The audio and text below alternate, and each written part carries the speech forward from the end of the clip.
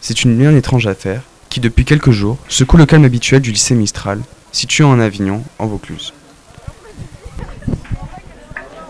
Cette affaire perturbe donc les élèves, les professeurs bien entendu, mais aussi tout le personnel, comme par exemple l'infirmier, qui a bien voulu nous éclairer au sujet de ce problème.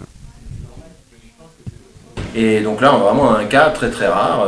Si je puis dire, on est dans un établissement scolaire, c'est un cas d'école, c'est-à-dire qu'on a un élève qui est atteint d'une maladie génétique qui s'appelle la phlegmatoïde. Alors, c'est très peu connu du grand public. Les parents concernés ont bien voulu témoigner à propos du renvoi de leur fils. Bon, moi je ne comprends pas ce qui se passe là. On m'a appelé pour m'annoncer cette histoire hallucinante. Enfin, je sais pas ce que t'en penses, mais qui a vu ça? Enfin, moi j'aimerais bien voir dans le règlement intérieur où c'est marqué cette histoire. Voulant garder l'anonymat, il nous a parlé de constant rejet, de solitude, de mépris de la part de ses camarades. Bah ouais, en fait, on l'a croisé une fois, tu vois, on était en train de discuter entre Besta, et là, c'est du mon gars, ça pue, il y a un problème dans le lycée là, tu vois. Ouais, je te jure, moi j'étais à franchement 50-100 mètres de lui, j'ai vu des mouches arriver, après j'ai senti l'odeur.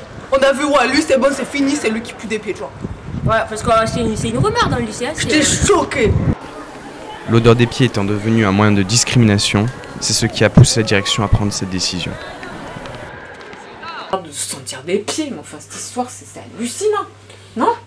En plus, avec tous les efforts que je fais, je lui achète du déodorant pour les pieds, parce que c'est vrai qu'un peu, parfois, on sent des odeurs. Mais on fait ça, lui, il se douche tous les jours, il a quand même une hygiène irréprochable, je lui lave ses chaussettes, il les change quotidiennement. Cette histoire, c'est une histoire de dingue. Donc, je veux voir le règlement. Où est-ce que c'est écrit dans le règlement? L'infirmier va donc nous expliquer d'où viennent ces odeurs.